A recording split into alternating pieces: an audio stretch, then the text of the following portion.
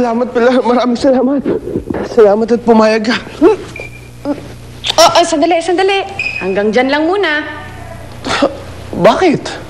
Gusto ko lang maging malinaw na magpapakasal ako sa'yo para din kay Cookie. Kaya siguraduhin mo lang na magagamit ni Atty. Mariano tong sitwasyon na papasukin natin, ha? At kakampihan ka ni Judge Ballesteros. Para mabilis natin makuha si Cookie doon sa foster home na yun. Fine. Pirmahan mo na rin to. Ano to, kontrata? Sinasabi lang naman sa kontratang yan na titira tayo sa iisang bubong, pero hiwalay tayo ng tulugan at hindi mo ako pwedeng galawin.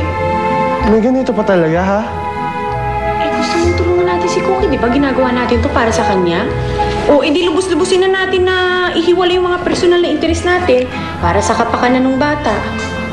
Paano kung hindi ko perman to? Ayaw mo? Matitiis mo si Cookie. Ako.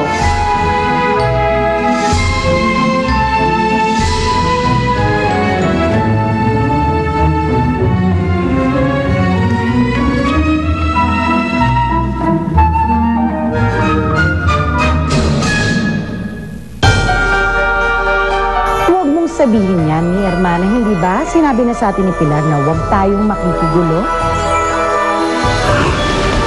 Cookie, kung gawin ko kasi yon, baka isumbong ako ng nanay Flor mo sa DSWD.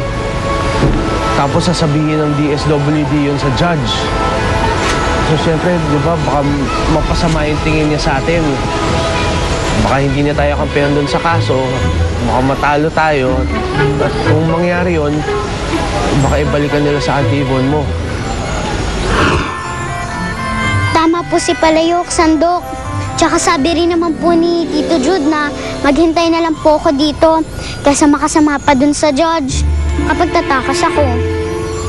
Oh, boy, na mas luring bata. What?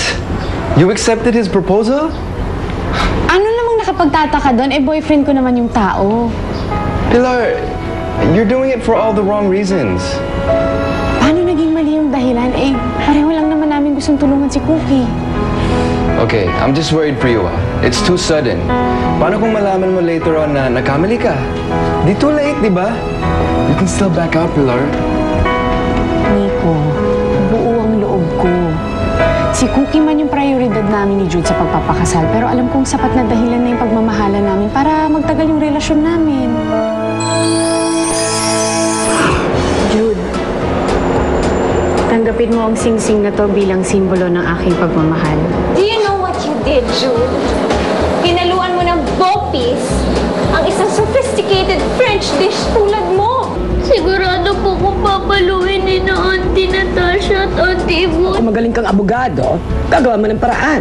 You will teach us how to manipulate our lies so that they'll come out to look like the truth.